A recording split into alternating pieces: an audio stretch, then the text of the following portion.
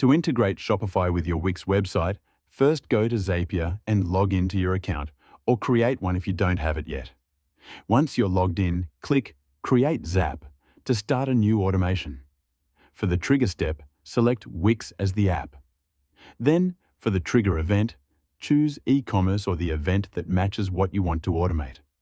Make sure you connect your Wix account to allow Zapier to access your store data. Next, move on to the action step and select Shopify as the app. For the action event, choose Create Order.